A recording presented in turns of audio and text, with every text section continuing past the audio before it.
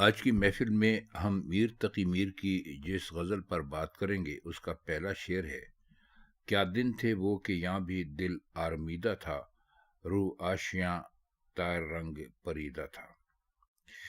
اس میں مشکل لفظ جو ہیں وہ ایک تو آرمیدہ ہے، یہ آرام سے نکلا ہے، آرام کرنے کو کہتے ہیں، اور روح کہتے ہیں چہرے کو، آشیاں کہتے ہیں گھونسلے کو یا رہنے کی جگہ کو، طائر کہتے ہیں پرندے کو، رنگ پریدہ کا مطلب ہے جس کا رنگ اڑا ہوا تھا۔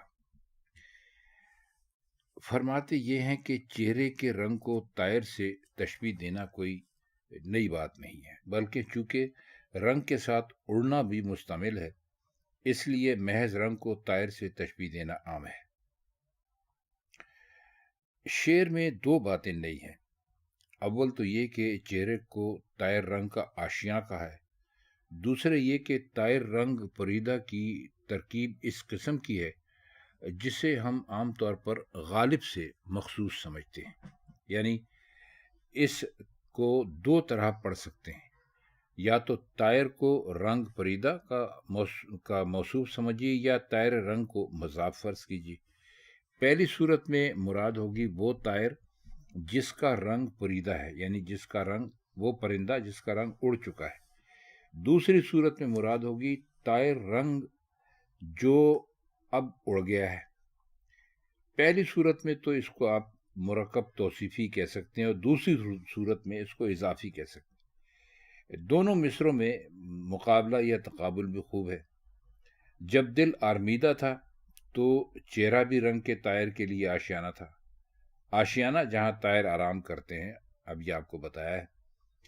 دل کا آرام گیا تو طائر نے بھی آرام کرنا چھوڑ دیا، یعنی پرندے نے بھی آرام کرنا چھوڑ دیا۔ تو پہلے مصرے کا انشائی انداز بیان اور یہاں کا استعمال بھی خوب ہے۔ یہاں کے دو معنی ہیں، ایک تو یہ کہ ہمارے پاس، اور دوسرے یہ کہ ہمارا، یعنی ہمارے پاس بھی یا ہمارا بھی۔ دل آرمیدہ تھا، دل سکون میں تھا۔ پہلی صورت میں آرمیدہ دل کوئی ایسی چیز ٹھہرتا ہے، مرئی چیز ٹھہرتا ہے، دوسری صورت میں تو ایک ذہنی صورتحال ہے۔ اب پورے شعر میں اشارے ہی اشارے اور کنائے ہی کنائے ہیں، کیونکہ گزشتہ صورتحال بیان کر کے موجودہ صورتحال کی طرف اشارہ کر دیا ہے۔ دوسرا مصرع بلکہ پورا مطلع ہی اس رنگ میں ہے، یعنی خیال بندی ہے جسے ہم غالب سے مخصوص قرار دیتے ہیں۔ ظاہر ہے کہ غالب نے میر سے بہت کچھ سیکھا ہے اور وہ کہتے بھی رہے ہیں کافی۔ دوسرا شعر ہے: ایک وقت ہم کو تھا سر گریا کے دشت میں، جو خار خشک تھا سو وہ طوفان رسیدہ تھا۔ گریا کہتے ہیں رونے کو، دشت کہتے ہیں ویرانے کو یا جنگل کو، خار خشک سوکھا ہوا کانٹا، طوفان رسیدہ وہ جو کہ جس تک طوفان پہنچ چکا ہو یا جس کو طوفان نے برباد کر دیا ہو۔ یہاں دوسرے مصرے میں پیکر جو ہے وہ بہت ہی سمجھ لیجیے کہ بہت ہی عمدہ ہے۔ اب طوفان رسیدہ کے دو معنی ہو سکتے ہیں، ایک تو یہ کہ طوفان ہر خشک شاخ تک پہنچ گیا، دوسرے یہ کہ ہر خار خشک یعنی سوکھا ہوا کانٹا طوفان کے پاس پہنچ گیا تھا۔ یعنی ہمارے اٹھائے ہوئے طوفان میں بہنے اور غرق ہونے کا اتنا شوق تھا کہ ہر خار خشک کھینچ کھینچ کر اس طوفان کے پاس پہنچ گیا تھا۔ پہلے مصرے میں ایک وقت ہم کو تھا بہت خوب انداز بیان ہے، بہت عمدہ شعر ہے۔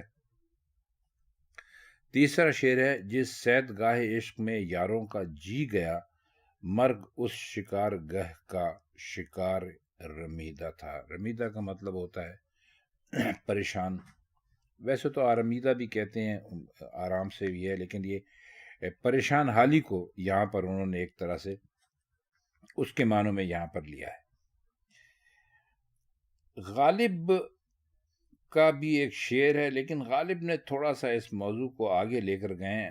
صبح قیامت ایک دم گرگ تھی اسد، جس دشت میں وہ شوخ دو عالم شکار تھا۔ لیکن دم گرگ کا مطلب ہے صبح کاذب، اور شوخ دو عالم شکار حسن کے باوجود ایک نقص کی وجہ سے ذرا شعر کچا ہے، یہ استاد کہتے ہیں، خاص طور پر شمس الرحمن فاروقی صاحب نے لکھا ہے۔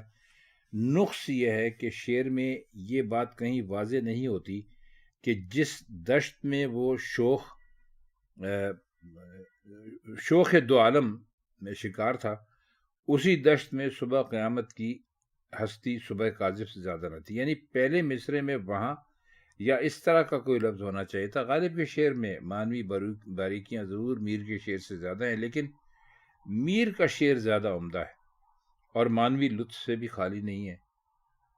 اگر موت بھاگا ہوا شکار تھی، یعنی شکار رمیدہ، پریشان شکار، تو اس کے معنی یہ ہوئے کہ صید گاہ میں موت نہیں تھی. صید گاہ یعنی وہ جگہ جہاں پر شکار کھیلا جاتا ہے. لیکن عاشق پھر بھی جان سے مارے گئے، یعنی بے موت مارے گئے. یا پھر یہ کہ اگر موت نہ بھی ہو تو عاشق کو موت آ جاتی ہے. اب دنیا میں کوئی مرے یا نہ مرے، جس جگہ موت نہیں ہوتی وہاں بھی عاشق کی جان چلی جاتی ہے.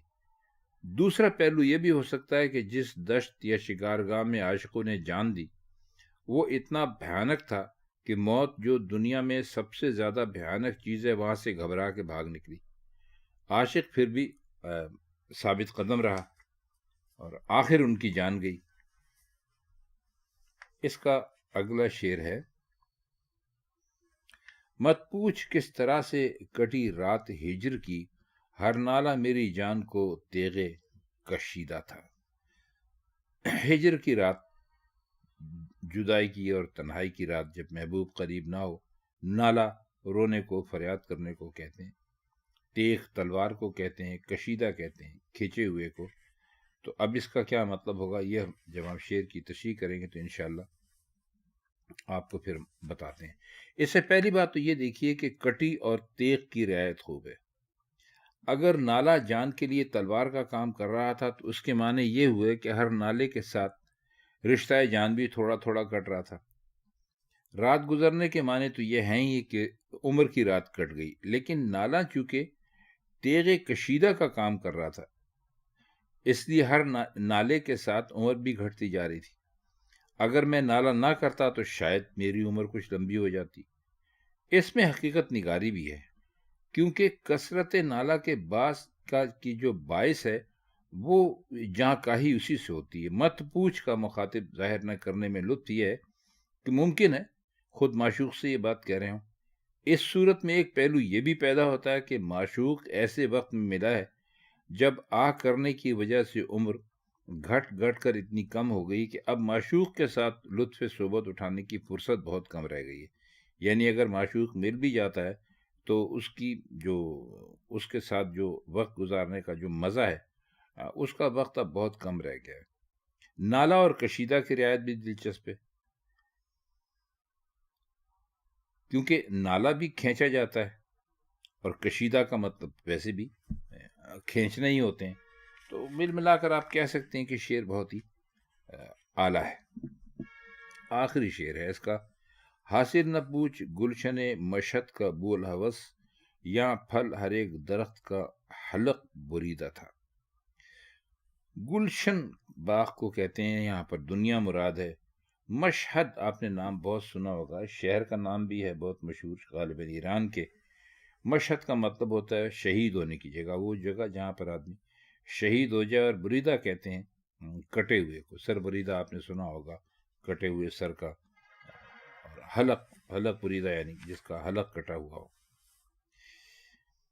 اس میں حاصل، گلشن، درخت، پھل، یہ رعایتیں بہت اچھی ہیں. پھل اور بریدہ بھی رعایت ہے، کیونکہ چاقو کا پھل ہوتا ہے، یعنی وہ حصہ جس سے کاٹنے کا کام لیتے ہیں اس کو پھل کہتے ہیں، اور جس سے خود پھل یعنی فروٹ کو کاٹتے ہیں. دوسرے مصرے میں کئی پہلو ہیں. ایک تو یہ کہ کسی درخت میں کوئی پھل نہیں آیا، بس شہید ہونے والوں کے کٹے ہوئے گلوں کو ہی درختوں کا پھل سمجھو.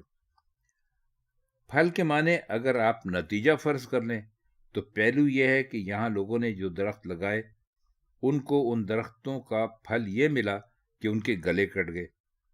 پہلے مصرے میں ابو الہوس کی ایک طرح کی تنبیہ بھی ہے، اور اتنے بہت سارے گلوں کے کٹ جانے پر خفیف سا رنج بھی ہے. مشہد کو گلشن اس لیے کہا کہ اس کی زمین خون شہیداں کی وجہ سے چمن کی طرح رنگین ہوتی ہے. جب گلشن ہوگا تو درخت بھی ہوں گے اور پھل بھی. گلشن کا حاصل پھل ہوتا ہے. اس طرح تمام رعایتیں بہت ہی برجستہ ہو گئی. شعر بہت اچھا ہے. تو میر کی یہ غزل تھی جس کے کچھ مشکل الفاظ کے معنی بھی آپ کو بتلایا اور کچھ شرح کرنے کی بھی کوشش کی، اور اس کے لیے ہم نے استادوں کے استاد شمس الرحمان فاروقی صاحب کی شرح سے مدد لی تھی. آج کے لیے بس اتنا ہی. آپ سے کسی اور محفل میں کسی اور شاعر کے ساتھ پھر ملاقات ہوگی. تب تک کے لیے چاہتے ہیں آپ سے اجازت. خدا حافظ.